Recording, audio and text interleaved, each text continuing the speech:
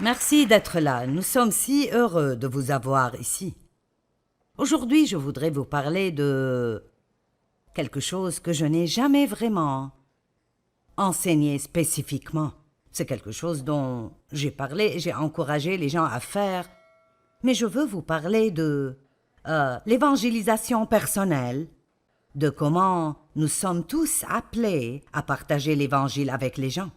Pas besoin d'avoir révérend devant votre nom pour être une personne appelée à parler aux autres de Jésus.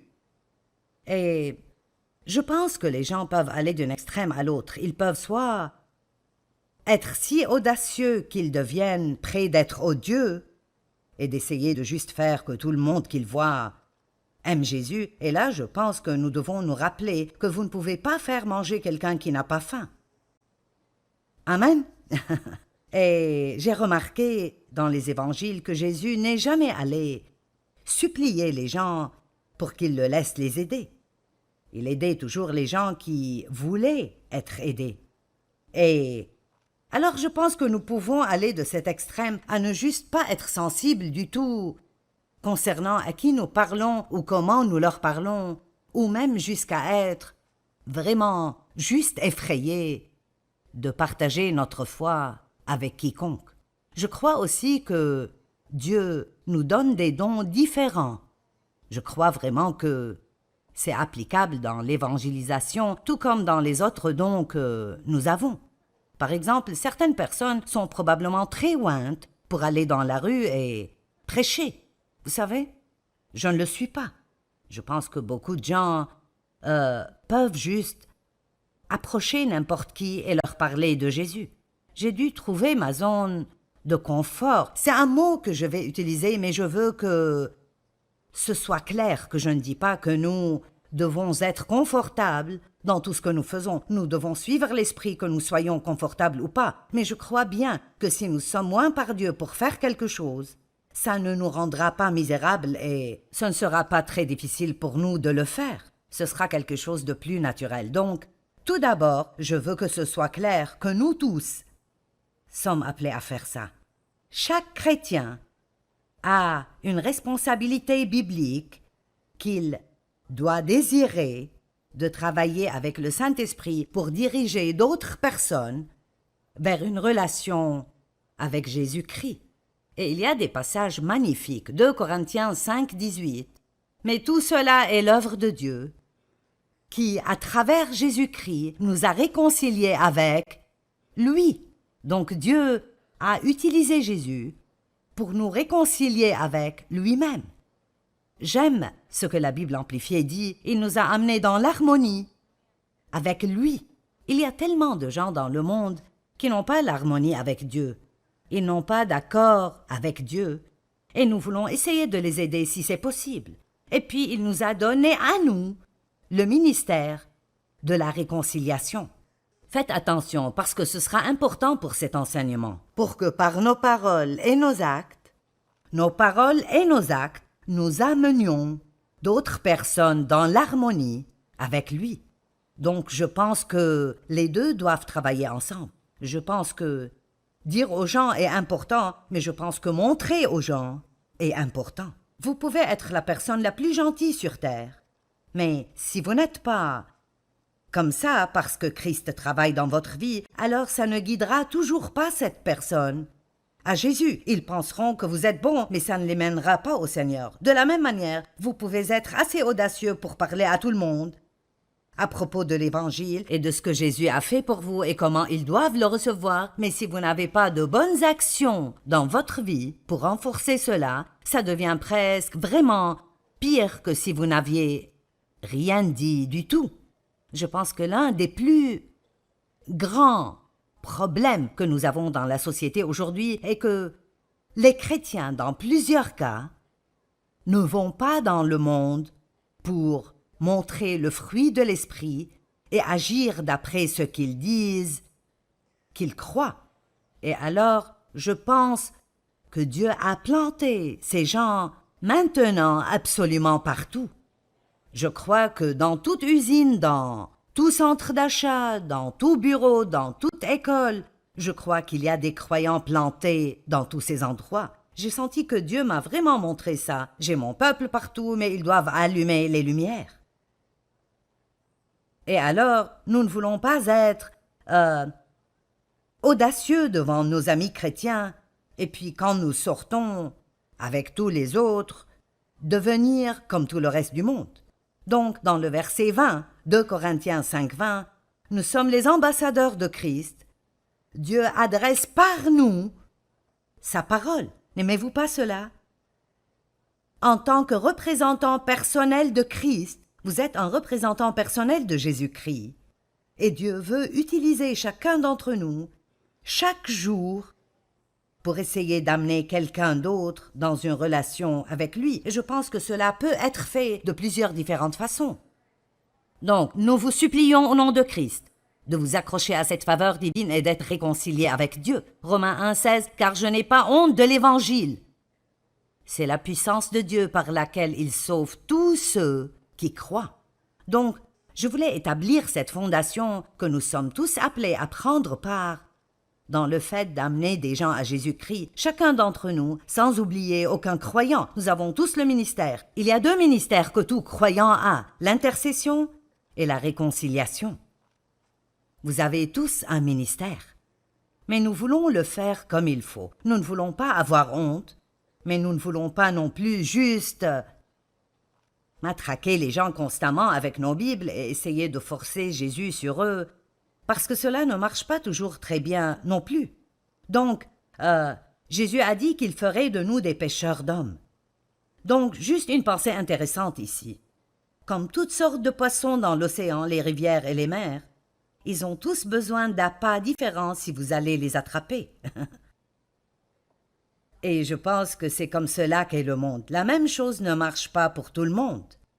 Et alors nous pouvons aller apprendre un tas de principes d'évangélisation, et chacun d'eux est peut-être bon, et chacun d'eux a peut-être sa propre place. Mais si vous essayez la mauvaise chose sur la mauvaise personne, ça éloignera cette personne peut-être plus au lieu de la rapprocher de Dieu. Donc nous ne voulons pas juste sentir que nous avons cette obligation que nous devons remplir, et alors nous faisons juste ces choses sans être sensibles à comment Dieu veut que nous procédions. De plus, certains poissons ne mordent que dans certaines saisons. J'ai pensé que c'était intéressant, parce que nous essayons peut-être de conduire quelqu'un vers Christ, un ami ou un étranger ou quoi qu'il en soit, et ce n'est peut-être pas la bonne saison pour eux. Maintenant vous dites, toute saison n'est-elle pas bonne pour que les gens reçoivent Christ? Ce que je veux dire par cela est que la personne doit être à un certain point dans sa vie. Ils doivent soit être assez désespérés pour être prêts pour un changement, ou ils doivent avoir été dans une situation où Dieu a préparé leur cœur. Ils n'ont même pas besoin d'avoir des problèmes désespérants. Je me souviens qu'une dame m'a dit une fois « J'ai eu une vie magnifique », mais elle a dit « Je n'avais juste pas de paix ». Il n'y avait rien en particulier qui me dérangeait, je n'avais juste vraiment pas la paix, et c'est cela qui m'a mené à chercher une relation avec Dieu. Eh bien, il y a des millions de personnes qui sont comme ça. Ils n'ont pas la paix, ils ne sont pas heureux, et je pense que l'une des choses que les chrétiens peuvent faire, tout chrétien peut faire cela, ceux qui nous regardent et chacun d'entre nous ici, si nous décidions juste chaque jour de sortir dans le monde et d'être heureux et en paix. Juste être heureux et en paix. C'est une nouvelle mission. Sortez dans le monde et spécialement allez au travail heureux et en paix, parce que le monde n'est pas comme ça.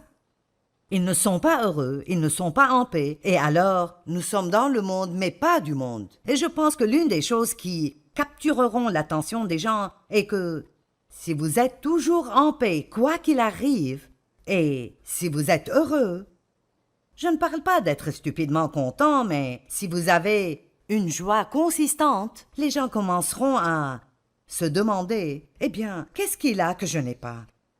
Et qu'est-ce qui est si différent en toi ?» Et si nous sortons juste dans le monde et nous les faisons en quelque sorte avoir faim, nous sommes supposés être le sel et la lumière. Donc si nos vies font que les gens aient faim, vous m'avez déjà entendu dire ceci, mais je n'ai jamais eu de paix dans ma vie. J'ai grandi dans une maison de tension, de cris, de disputes et de colère tout le temps. Et vraiment, honnêtement, je ne savais pas ce que la paix était.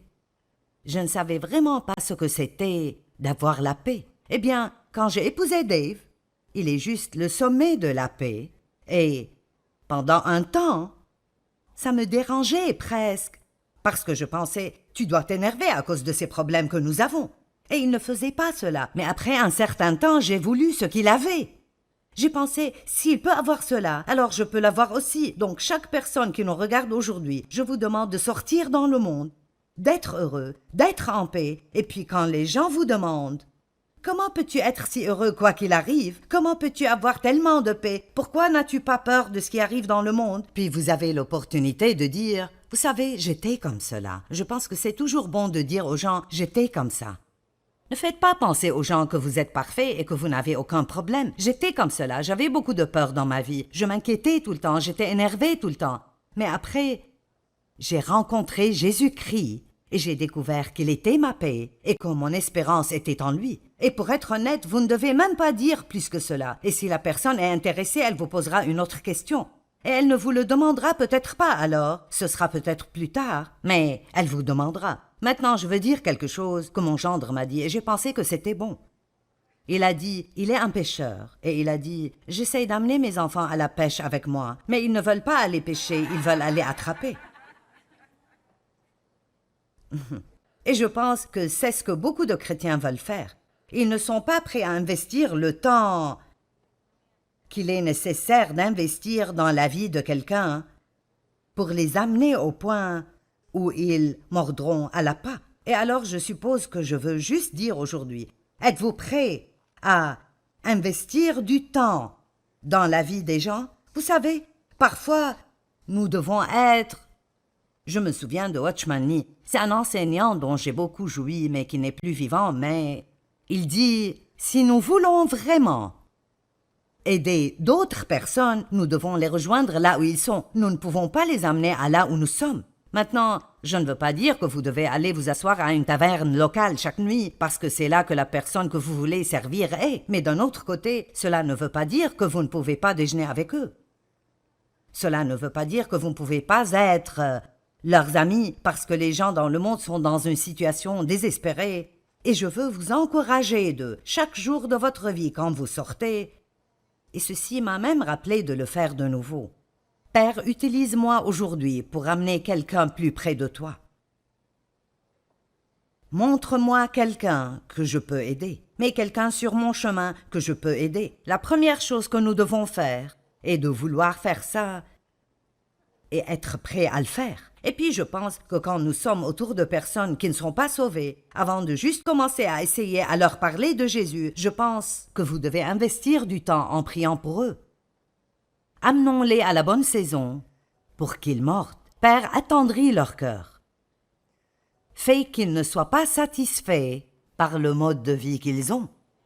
Fais qu'ils aient faim pour toi. Rends-les ouverts, Seigneur, ouvre leurs yeux. Je réalise ces derniers temps que les gens dans le monde, tellement de gens dans le monde sont absolument aveugles.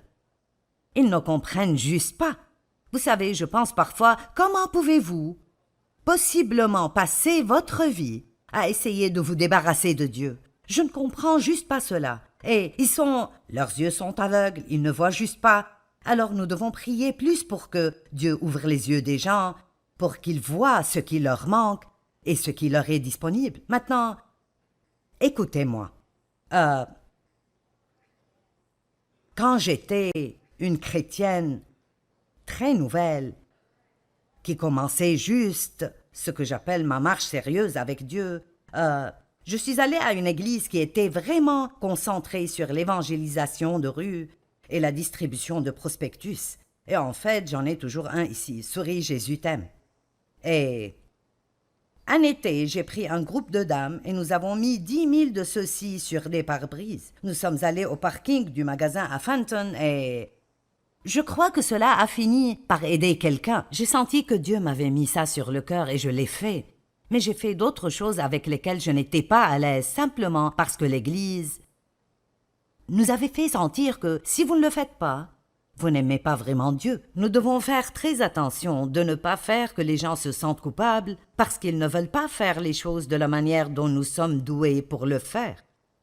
Et je vais redire ça. Parfois, si nous avons un don de faire quelque chose, c'est si facile de nous attendre à ce que tout le monde fasse cela, et même de les juger vraiment s'ils ne le veulent pas. Et alors, l'une des choses qu'il voulait que nous fassions était de sortir le samedi matin. Nous sommes allés au centre-ville, nous sommes allés vers les gens pour dire « Jésus t'aime, puis-je te donner cela ?» Et alors, j'y allais. Eh bien, je ne l'oublierai pas, la première personne à qui j'en ai donné un m'a tapé la main.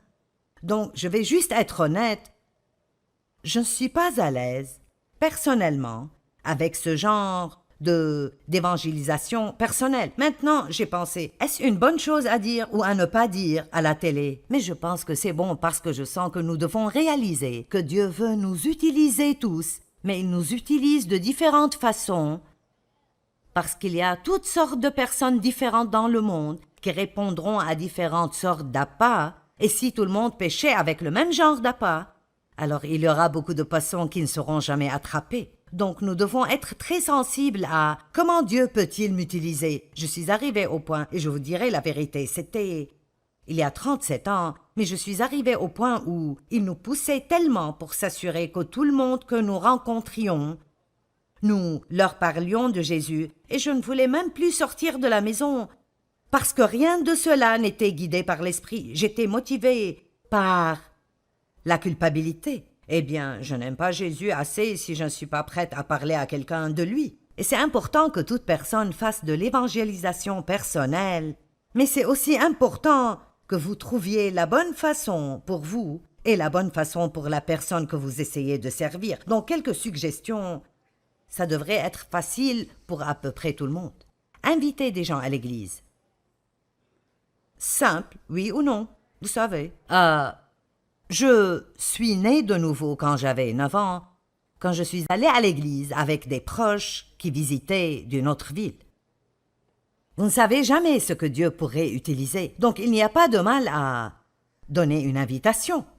Si vous êtes dans un petit groupe d'études bibliques, invitez les gens à y aller. Vous savez, c'est une atmosphère où les gens peuvent être à l'aise. Si vous venez à ma conférence, invitez quelqu'un à venir. Et je dis cela aux gens et ils rient toujours, mais c'est vrai, offrez de les inviter à dîner. Les gens feraient presque n'importe quoi si vous les nourrissez. Alors prenez-les à un bon endroit et puis dites que vous allez à cette conférence. Et vous voyez, vous ne savez jamais. Vous pensez, qu'est-ce qu'ils penseront? Joyce est plutôt forte. Eh bien, vous savez, qu'est-ce qu'ils penseront? Vous savez, c'est là que nous devons être audacieux. Nous ne sommes pas responsables de ce que les gens pensent. Notre responsabilité est de donner une invitation et vous ne forcez personne. Ils pourront dire oui, ils pourront dire non, mais au moins vous leur avez donné cette opportunité. Alors, je veux vraiment vous encourager à être impliqués. Une autre chose que vous pouvez faire est de garder des livrets, des livres ou des prospectus ou quoi que ce soit d'autre avec vous en tout temps quand vous sortez.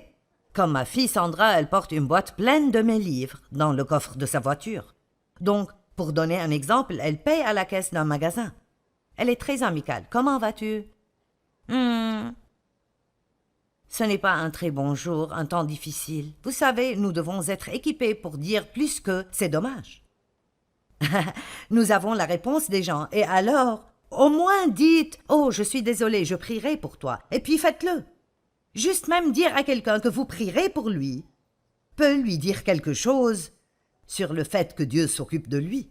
Ou « Je suis désolé que tu passes par des temps si difficiles, mais Dieu t'aime. » Vous savez, des choses simples comme ça. Je ne pense pas que nous devons avoir peur de faire ce genre de choses. Maintenant, s'occuper de ce que les gens pensent peut nous barrer le chemin et devenir un grand problème. Mais tellement de fois, elle retourne à la voiture et amène l'un de mes livres et le ramène dedans. Maintenant, elle a un avantage. Ma mère a écrit ce livre et j'ai pensé que tu l'aimerais. Mais vous pouvez dire, une amie vraiment proche a écrit ce livre et j'ai pensé que tu l'aimerais. Êtes-vous prêt à aller à la pêche? Ou est-ce que vous voulez juste aller attraper? Je pense que pour moi, et c'est juste moi, la meilleure façon pour moi de faire de l'évangélisation personnelle est de vivre ma vie devant les gens, de ne pas avoir peur de les laisser savoir que je suis chrétienne. Vous ne pouvez pas être près de moi et ne pas savoir que j'aime Dieu parce que je pense qu'en parlant de lui dans notre conversation de tous les jours, je prierai à ce propos, ou j'ai prié, où nous pouvons mettre notre confiance en Dieu, juste de petites phrases qui vous ressemblent. Si nous jetons ces graines dans le monde, elles feront que les gens sachent où vous vous tenez. Et puis soyez sensibles concernant où cette personne est.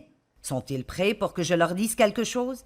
Est-ce que j'ai besoin de prier pour que leur cœur s'ouvre? Ai-je besoin de prier pour que Dieu attendrisse leur cœur? Parfois, vous arrosez une graine que quelqu'un d'autre a plantée. Parfois, vous plantez une graine et vous ne voyez jamais la récolte. Quelqu'un d'autre vient et l'arrose, et puis Dieu amène une récolte. Tout ce que nous devons faire est juste d'être ouverts à Dieu pour faire les choses qu'il veut que nous fassions. Laissez-moi clôturer avec Matthieu 5. Vous êtes la lumière du monde. Une ville au sommet d'une colline n'échappe pas au regard.